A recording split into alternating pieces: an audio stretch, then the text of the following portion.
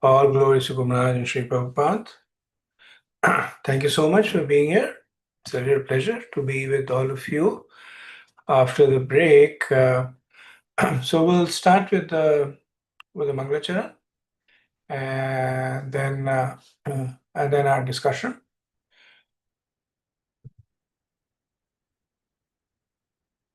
Om Namo Bhagavate Vasudevaya. Om Namo Bhagavate Vasudevaya. Om Namo Bhagavate Vasudevaya.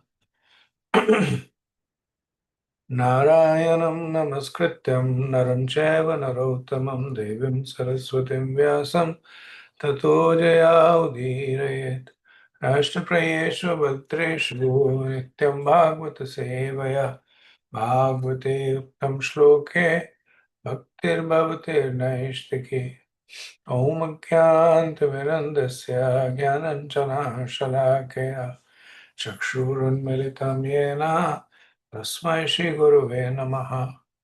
Jai Shri Krishna Chaitanya Prabhu Nityananda Shri Advaita Gadadhara Shivasadi Gaura Bhaktavinda. Hare Krishna Krishna Krishna Hare Hare, Hare Rama Rama Rama Hare Hare. Mukham karoti vacharam pangam langyate girim yat kripatamam vande Shri Gurudev Dharanam Paramanandam Madhavam. Hare Krishna once again.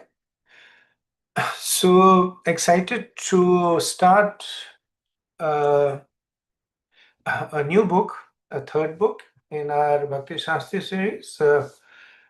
One of the smallest ones, second smallest, only 18 mantras, the Sri Isopnishat. It's so whatever it lacks in length, it makes up in weight. So each of the mantras are philosophically very, very dense.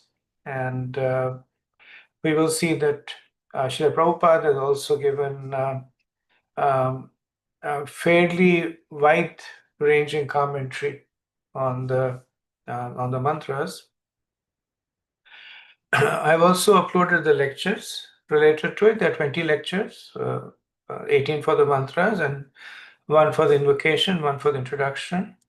So in today's discussion, we will cover, or rather I would say recover, but I will do it in a briefer format, the introduction and invocation. And then the mantras, we will do it, they are broken them into logical sections. We'll do it by the groups. So we will have each person with about 20, each group with about a little over 20 minutes for the mantras. And I think right away you'll probably notice that it's a little unfair because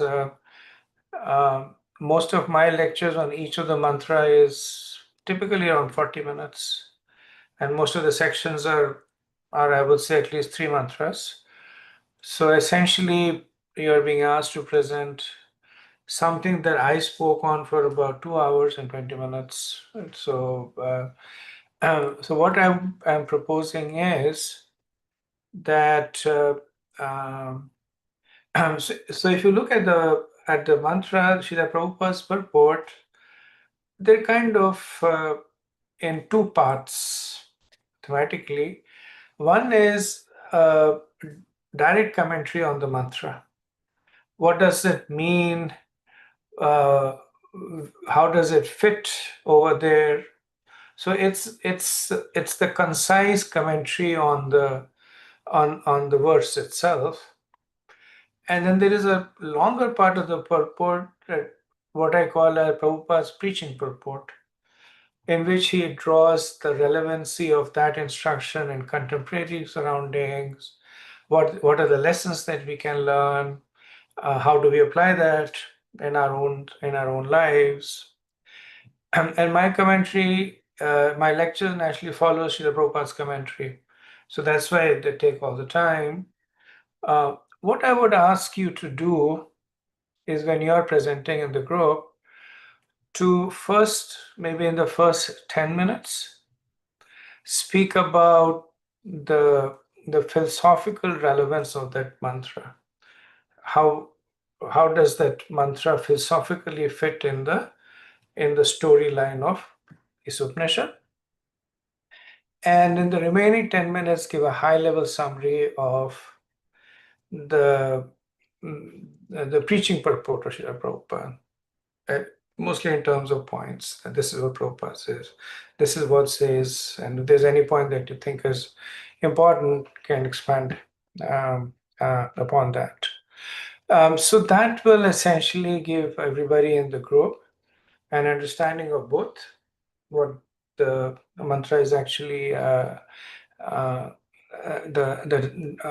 direct commentary on the meaning of the mantra, and also a summation of what Srila Prabhupada wants to learn from that mantra in terms of lessons. Okay, so with that brief introduction, let me share my screen, and we will begin with introduction and invocation. While I'm pulling it up, does anybody have any questions or comments on what's been proposed?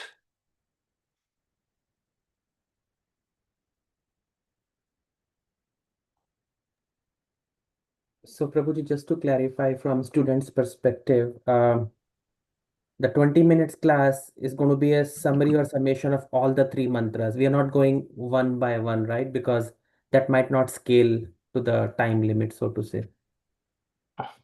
That is correct, Prabhu, because the way the mantras have been sectioned is they all three, or whatever, in some cases four, they speak about one topic.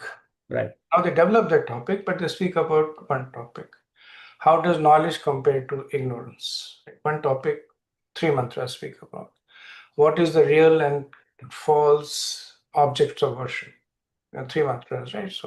So as you were saying, that 10-minute summation talks about how the mantras present that, right? And then Srila Prabhupada, of course, has the application of it. What do Mayavadis do? What do the Vishwavadis do? So the other 10 minutes can be the summary.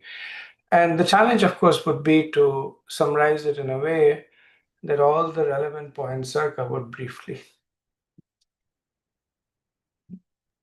Thank you, Prabhuji. Thank you. Okay, so we start with Prabhupada's Ishopanishad.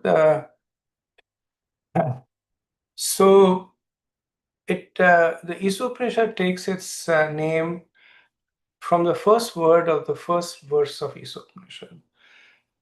So it's called, the first verse is Ishavasyam idam sarvam yat kinchit jagatam jagat. So the Isha of the Ishavasyam becomes Ishopanishad, right? So it is an Upanishad that speaks about Isha. And Isha is the root word of Ishwar. And so essentially, it speaks about the personality of Godhead. There is, in all the mantras, there is no mention of Krishna. And that is typical of Upanishads because they tend to focus more on the on the form of the Supreme Lord, his powers, his potencies. They don't talk that much about his pastimes, his name. So they address the Lord with names like Ishvara, Bhagavan,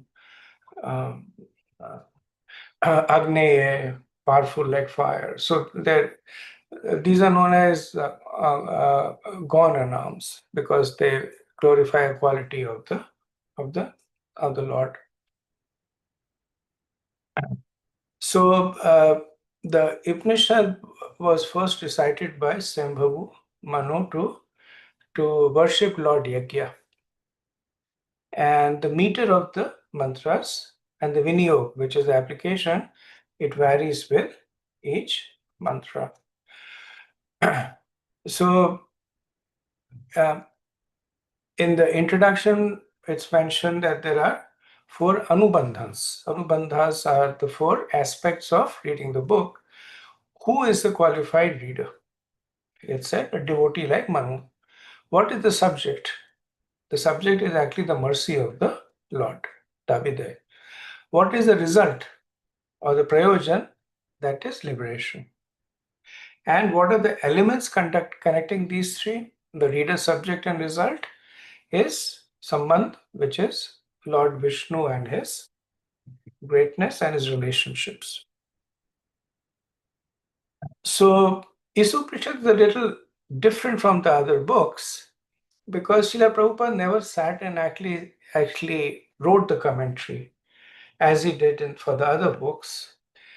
The introduction, which we are speaking of now, was actually a lecture that was delivered by Srila Prabhupada titled The Teaching of the Vedas in 1969 at Conway Hall in London, England. And the purports are a compilation of articles that Prabhupada wrote for the Back to Godhead magazine. So, as some of you may know, that before even Prabhupada established ISKCON, he had started the publication of a magazine called Back to Godhead, which is continuing even to this day. So, in 18 of those publications, he would write for each of the mantra. He would write an article on it, and essentially all these were then compiled, and the Isopanishad was released in 1969. Some references were added later on. Like you'll see, there are some references that will be pointing to nectar of devotion, which Prabhupada wrote a lot, which were later on. So they were added by the editors there. So in the introduction, Srila Prabhupada, he covers a very fascinating subject that is technically known as the epistemology of ontology. So ontology is metaphysical knowledge of spirituality, and epistemology is the study of way to get knowledge. Right? So if you combine these two, the pursuit is, if one wants to get knowledge of that which is metaphysical, what is the best source of that knowledge? Right? That essentially is what Prabhupada covers in the introduction, way to get spiritual knowledge from. Right? So first he talks about epistemology. What are the established sources of knowledge? So there are 3. Pratyaksh, which is empirical, based on the senses. You see something and then you say, oh, this object is bigger, this object is smaller. So based on the senses, you feel, you touch, you smell. Then the Anuman is intellect, which is based on your mind, that you extrapolate something, that you see a plane in the sky, the plane appears to be small, but you know that as things go farther away, they go smaller. So then you extrapolate that the plane is actually a lot larger than it seems. So your senses are telling you something, but by the application of intelligence, you are able to correct for it. And Shabda, or word, is based on faith. That you're in school, your teacher tells you something, you have faith in what the teacher tells you, and you accept that. Okay? Now, in order to see which of the 3 is the best, there's a discussion in terms of what are the common defects in all humans. So there are 4 common defects. The karnapat, or defective perception, which arises from imperfect senses. Like we cannot see farther than a certain distance, we cannot hear beyond a certain frequency. So it limits the conception of reality that we have. Brahma is mistake, and essentially mistaking the body as the self. Manifest as perceiving things incorrectly. That which is temporary as permanent, and vice versa. That is worthless as useful, and vice versa. Pramad is illusion. Like illusion is the disconnect between the mind and the senses. That you're walking in a desert, you see a lake, so your senses tell you that there is a lake over there. But actually it's a mirage. Right? So there's a disconnect between what the senses are telling you and what the mind understands. And vipralipsa is cheating. Cheating is the first three are are done because of actual limitation. The fourth is done because of deliberate misrepresentation, which essentially magnify the scope of the first three defects. Okay, so we have these four defects: imperfect senses, mistakes, illusion, and cheating propensity. So how does this impact us? Because of imperfect senses, there is an error in perception. So we see the world through a limited lens. And because of the mistakes, there is an error in judgment. Right? So we make mistakes, right? And these are mistakes that we can see. Because of illusion, there is an error in feeling. Right? So we see something that does not exist. And because of cheating propensity, there is an error in motives. So this is deliberate misrepresentation. So because of these four imperfections, there is an error in perception, judgment, feeling, and motives. And everyone who is fallible suffers from these four defects. Some may cheat less, some may cheat more. Some may be more illusioned than others. The extent may change, but they will exist in everybody who is fallible, which is essentially everybody who is in this material world. In the Chaitanya Charitamrita, it is said that these four defects do not occur in the sayings of the authoritative sages. Right? And we'll see why is that, right? So going back to the point we made earlier on, that there are three sources of knowledge: Pratyaksha, Anuman, and Shabda. There are four defects: imperfect senses, mistakes, illusion, and cheating. Right? So because of the imperfect senses, the knowledge that we get based on our senses will always be limited. Because of the Brahm and the Pramad, the knowledge that we get based on our intellect will always be limited. And because of vipralipsa, because of cheating, the knowledge that we get based on faith. So we trust somebody to tell us something, but the person has an ulterior motive. So that will also be incorrect. However, if there is knowledge coming from a perfect source through a perfect medium, and we accept that based on faith, then the dependency on vipralipsa, then the contamination by the vipralipsa disappears, right? So this essentially is the epistemology, that when we get the knowledge from a perfect source through a perfect medium, that is perfect knowledge, right? And what is the ontology? What is the knowledge that we get? That is the Vedas, right? So we have therefore established the epistemology and ontology, that the knowledge of the transcendent is there in the Vedas. When this knowledge is made available to us through a perfect medium, then we have access to it in its original form. So, having established the Vedas received through a bona fide parampara as the recommended way of pursuing transcendental knowledge, Srila Prabhupada then talks about Vedic knowledge. What exactly is Vedic knowledge? It's a big chart that I will not go through, but it's known as Trayoprasthan, divided into three parts: Shruti, Smriti, and Nyaya. Shruti is that which is heard. So this includes the Chaturvedas, the Rig, Yajur, Sam, and Atharvedas, the Upavedas, like Dhanurved, Ayurved, and the Vedangas, like Kalpashiksha. So Vedangas are what you need to study so that you can study the Vedas. And the reason they're called Shruti is because they are heard. So the Guru speaks them, and the disciple hears them, and then the disciple speaks them, and his disciple hears them. The Smritis are predominantly consisting of the Puranas and Itihas.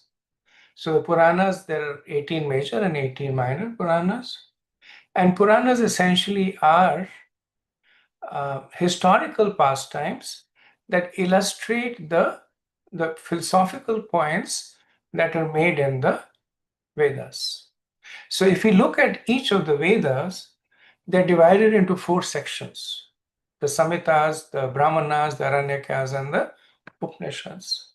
And they're meant for the four ashrams.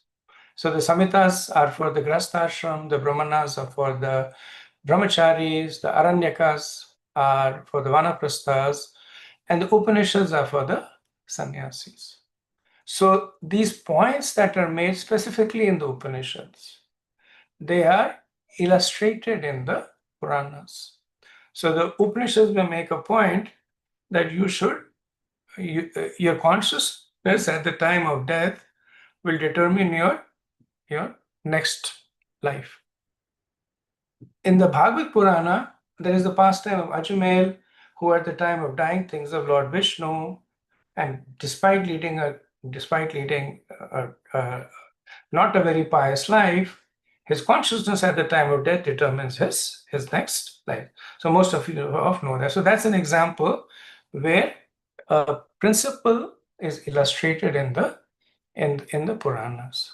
So it's said that when the father instructs, he will instruct on the principle. When the mother instructs, she will instruct in stories. And so that's the relationship. Now, the Puranas are factual historical accounts, right? So one should not make the mistake of saying that they are mythological stories or just somebody's imagination. They're factual. They're factual incidents that happen to illustrate a certain point, and they have been put over there.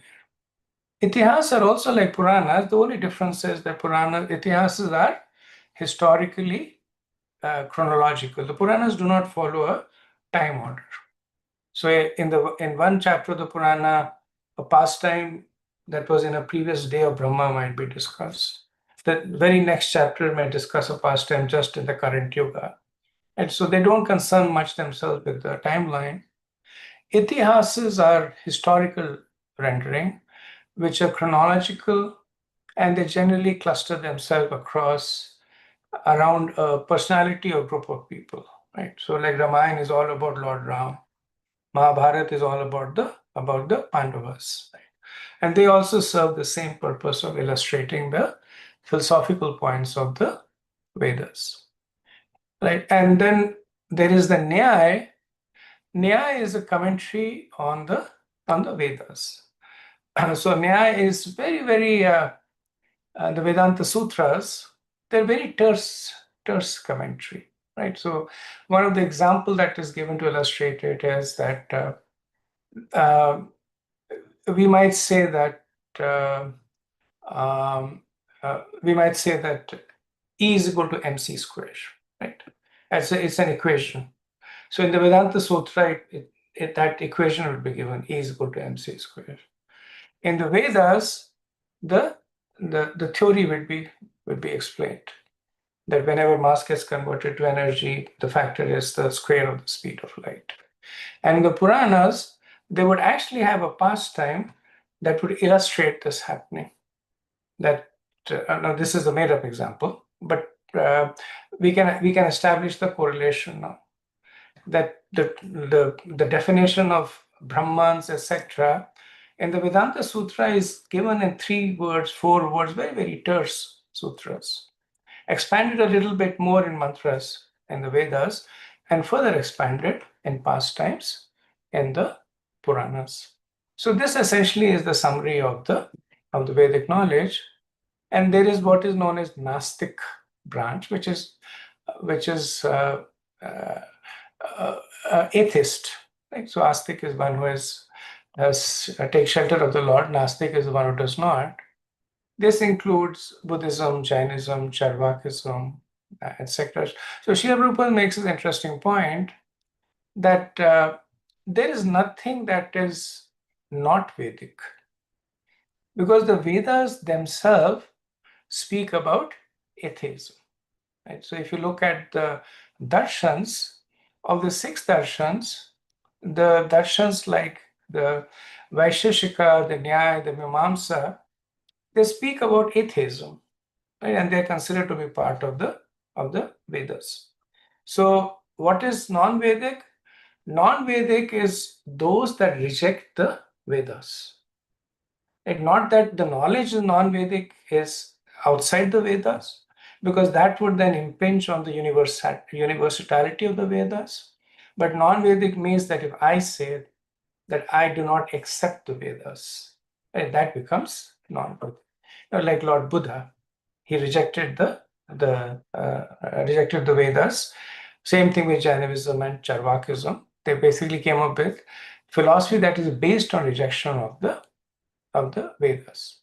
Now, the philosophy that they present is found in the Vedas, but they based it on the premise that I first reject the Vedas. So, in this branch of the Vedic knowledge, we will be covering an Upanishad by the name of Iso Upanishad. So, in terms of the books by Srila Prabhupada, he is written the Upanishad, which comes under the Shruti as an Upanishad. The Bhagavad Gita, it comes as an itihas, right? Because the Bhagavad Gita is a part of Mahabharata.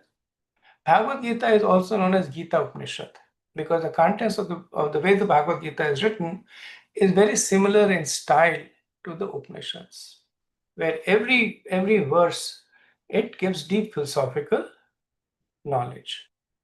And then there's the Srimad Bhagavatam, which, even though it is in the category of a Puran, is considered to be a Vedanta Sutra because it's a commentary on the Vedanta Sutra. And Srila Vyasadeva, after writing the Vedanta Sutras, wrote the Bhagavatam to expand on it. So while it is technically the Bhagavad Puran, it is also aligned with the Vedanta Sutra. Right? So we see that three books of Srila Prabhupada covers the different branches of the Vedas, the Upanishad, the Itihas, and the Vedanta Sutra.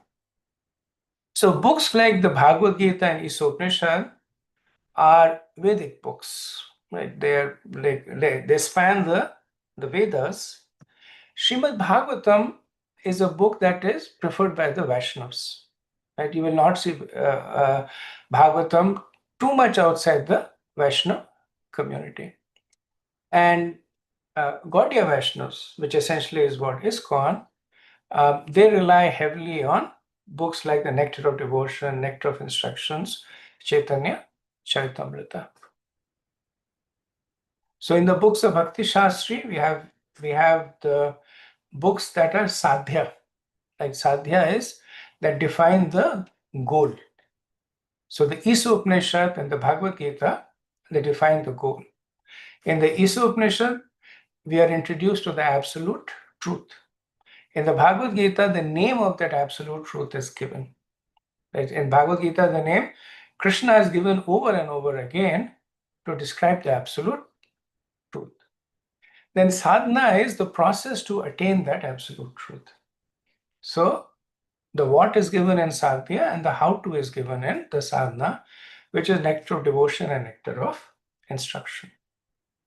The sadhaka, or the devotee who is engaging in the sadhya who's engaging in the sadhana to achieve the sadhya, is a topic that is covered in all the 4 books. So when we read as practicing devotees, we see instructions for us in all the 4 books. Right? So based on this, Srila Prabhupada makes the statement that the Krishna consciousness movement is completely authorized from Vedic principles. So now let's talk about Upanishad. So we saw that the Upanishads are the philosophically dense part of the Vedas. Right? They are also known as the Vedanta because the Ant means the conclusion. So they present the conclusion of the Vedas. Upa means to come near, and Nishtadi means to bring. So the Upanishads gets one closer to the Lord. Upanishad also means come closer to the Guru, because the Upanishads, as you will see, they speak in mystical terms. Like every term in the mantra can have several meanings, and depending on the context, they can actually have opposite meanings.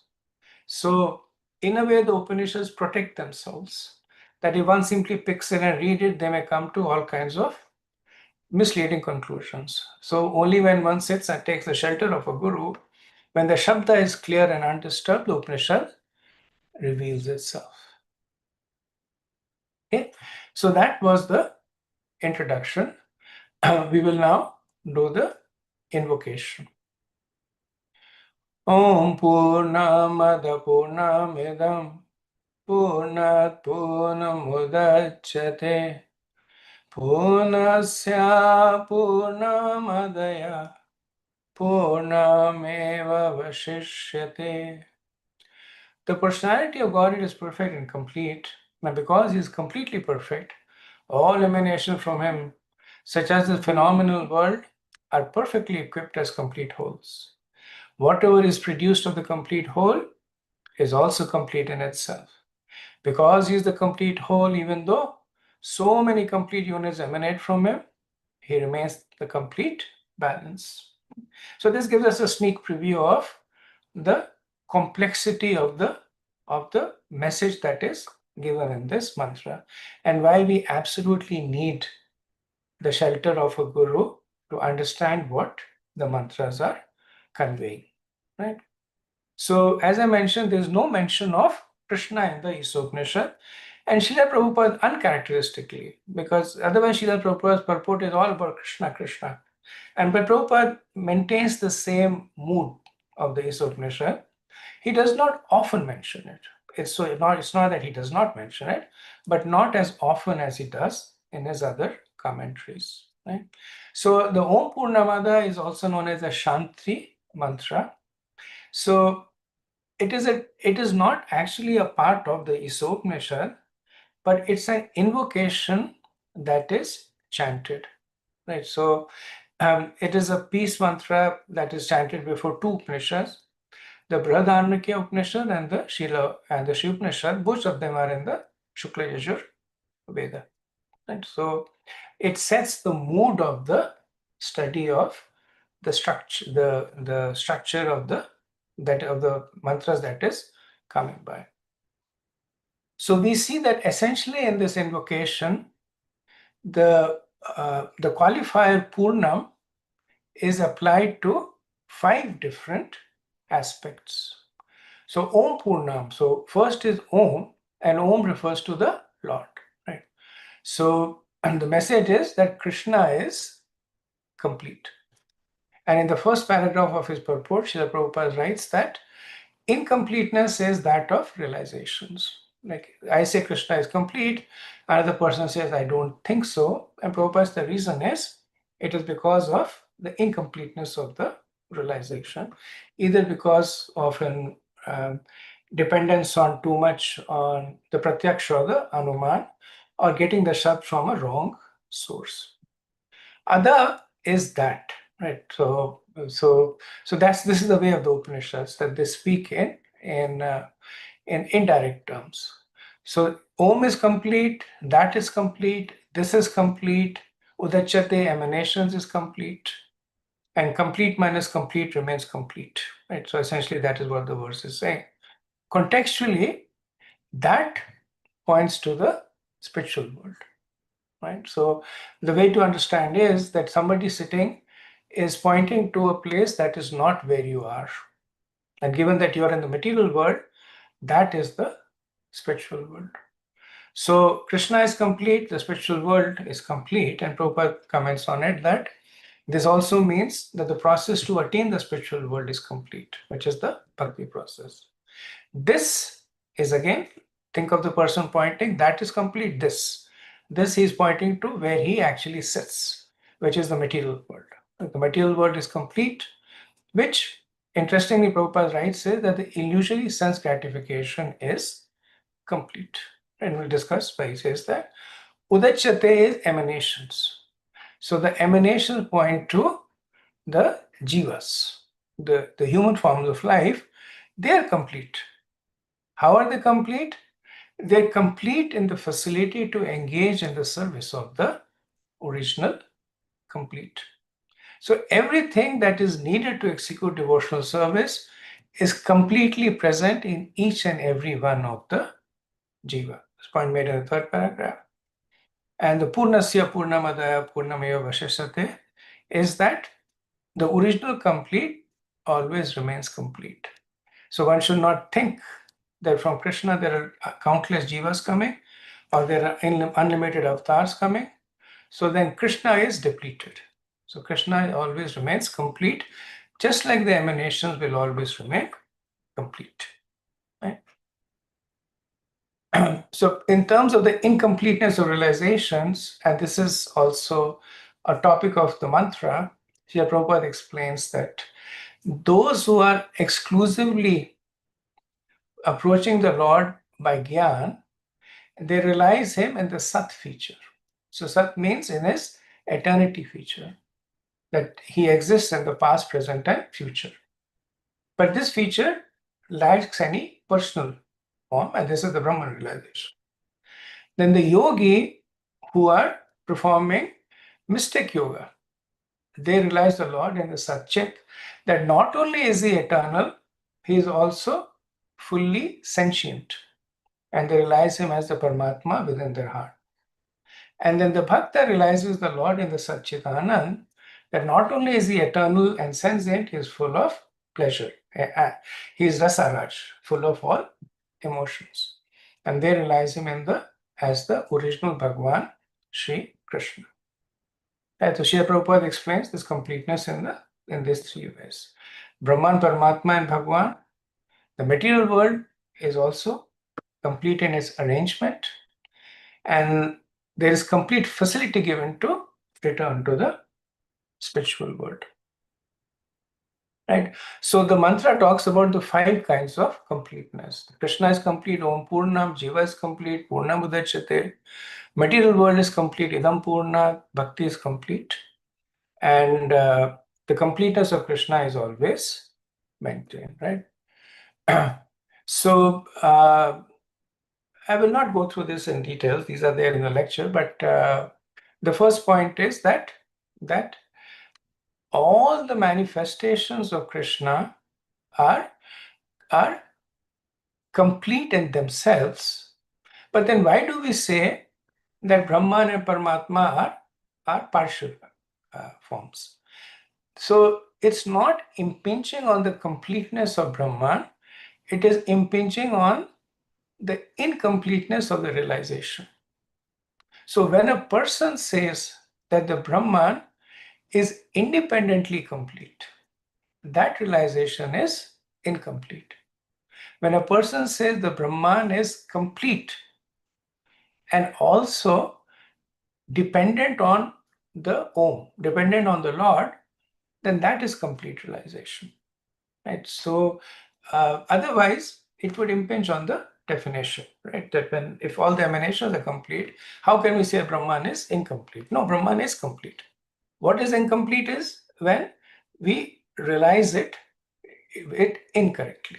Right? So the Sat realization which the Jnani has is of the Brahman, the Satchit realization which the Yogi has is of the Paramatma, and the Sachitanand realization which the devotee has is of the Bhagwan. And then Vigraha, Sachitanand Vigraha. Vigraha means that the complete whole is not formless. Right? He has a form, which means that he has hands and legs and face and a smile. So bhakti is complete, that the completeness of the human form can be realized only when engages in the service of the complete whole. Right? And this is a theoretical and an experiential point also. Right? So Prabhupada says that all services in this world, whether social, political, communal, international, or even interplanetary, will remain incomplete until they are dovetailed with the complete whole. Right? Prabhupada gives the example of all this being zeros. And you can have 1 0 or you can have 10 zeros. But only when you put a 1 in front of them will they have a value. So unless they are connected to Krishna, they are either 1 zeros or many zeros. Now this is interesting. How is the material world incomplete? We keep condemning the material world. Now we are saying that it is complete. One way to understand it is that the material world is complete in sustaining itself. So the 24 elements, they may be temporary. So they may come and go, but while they exist, they are complete. They don't need help from anything outside to sustain themselves. Right? So no other unit in the universe needs to make an extraneous effort to try to maintain the universe. And illusory sense gratification in the material world is also complete. Because if it was not, then the jivas would not stay trapped in the material world. So the point that is made is the material world is complete and it completely gives one's facility to enjoy oneself materially. All forms of incompleteness are experienced due to incomplete knowledge of the complete whole. Right? So the incompleteness is not coming from the material world per se. It is coming from the absence of the knowledge of the original complete whole. So, considering the material world as complete independently is an incomplete realization.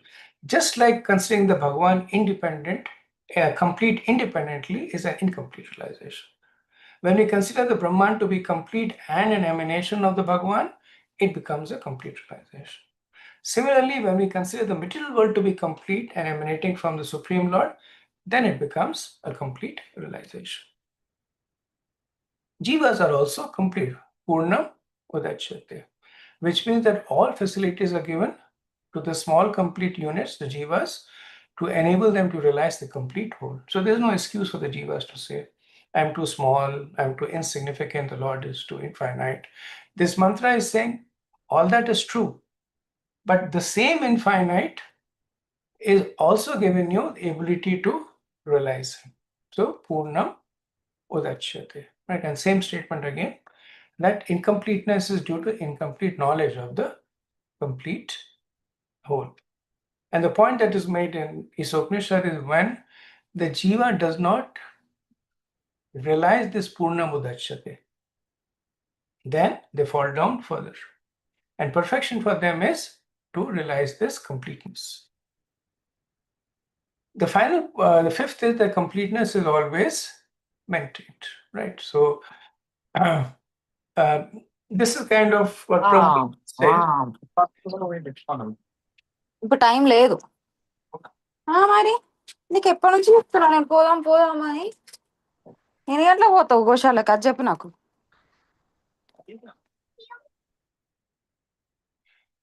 Can you mute the person, Prabhupada Prabhu? Yeah, I think she's muted now. Sorry, Prabhuji. Okay, no worries.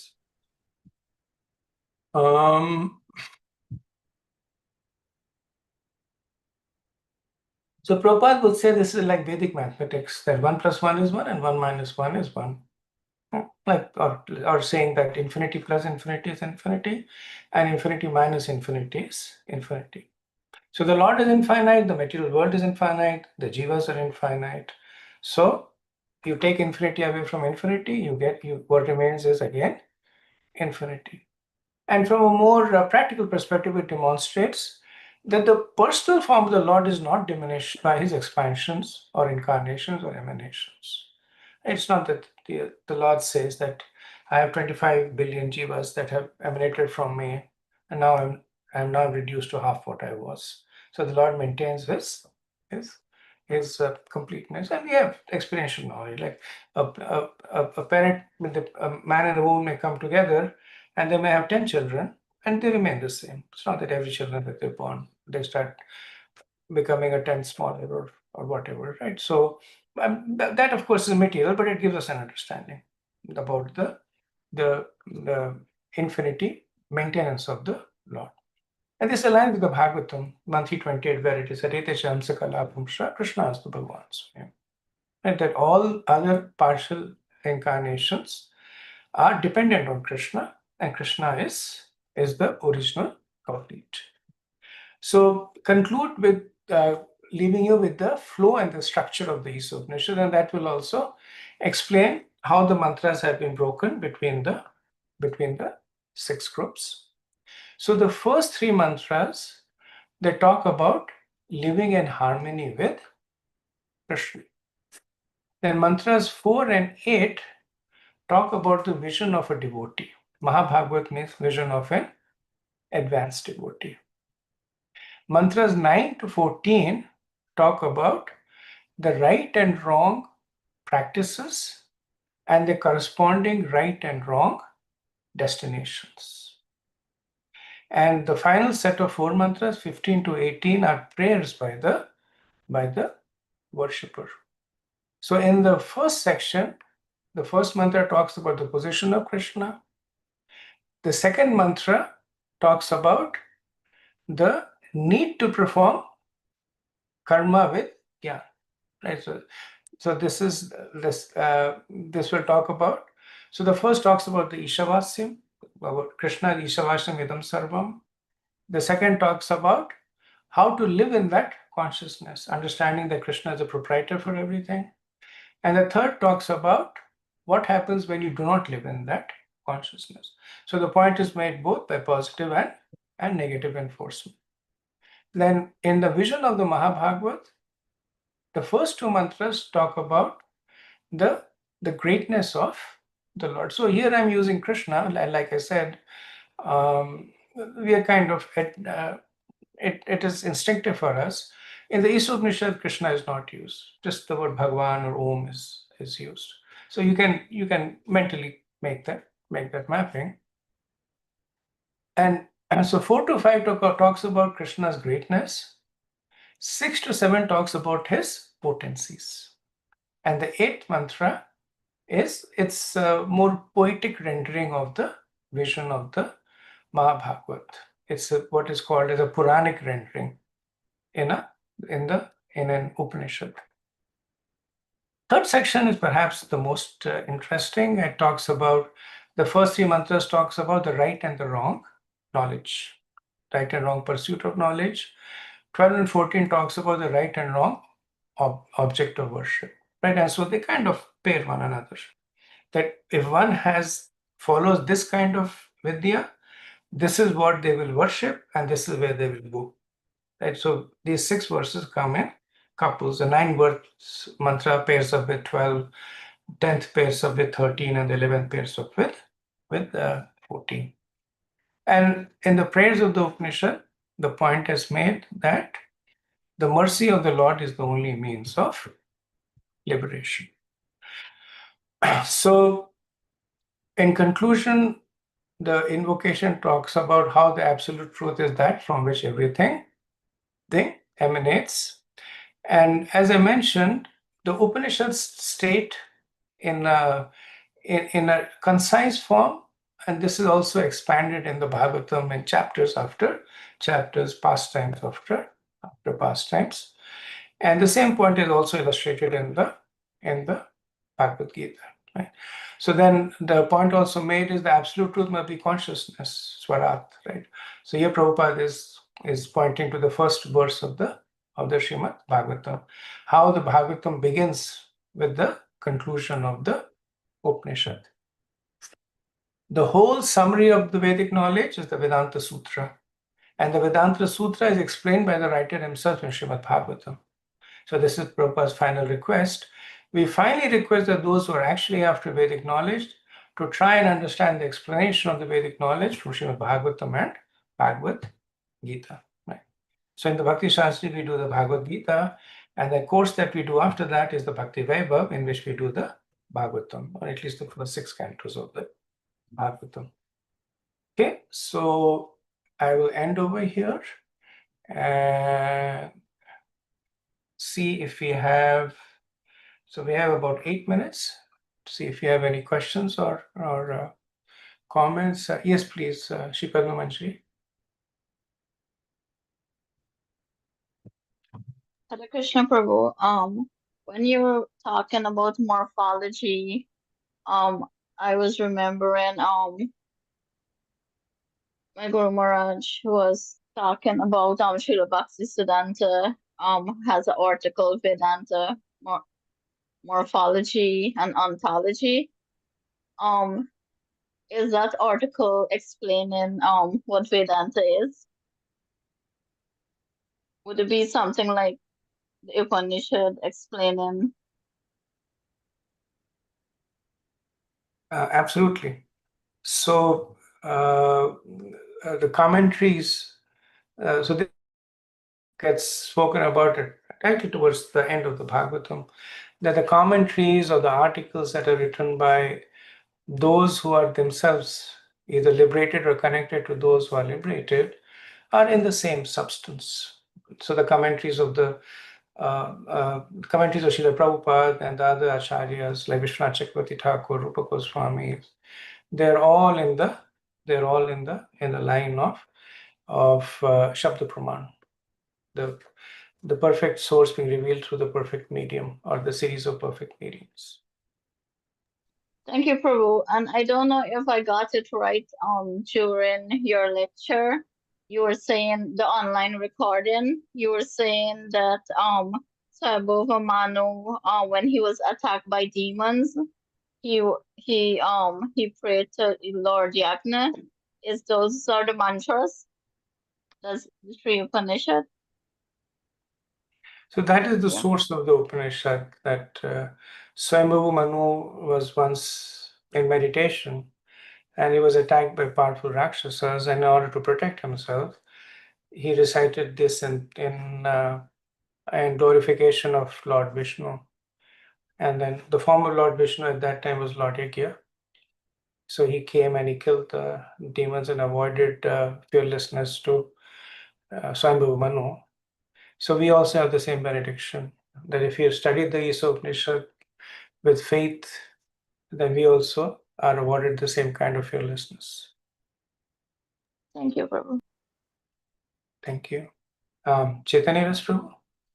Hare Krishna Prabhu. So probably I missed us. When we talk about the Smritis, Shrutis, and those things. So are these anyway connected to the 4 Vedas, or is it like the bifurcation of the 4 Vedas where Smritis and Shrutis, or how are they connected to the 4 Vedas?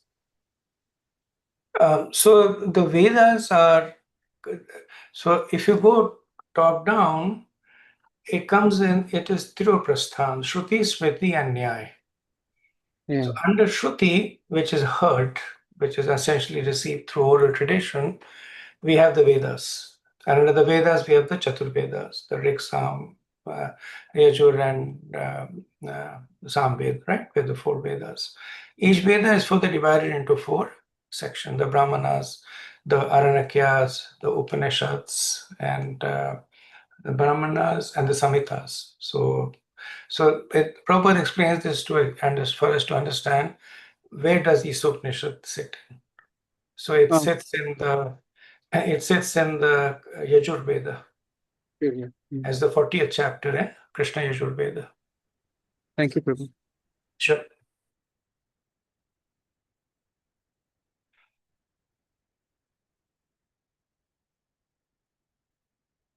Okay, so if there are no more questions, we can stop here.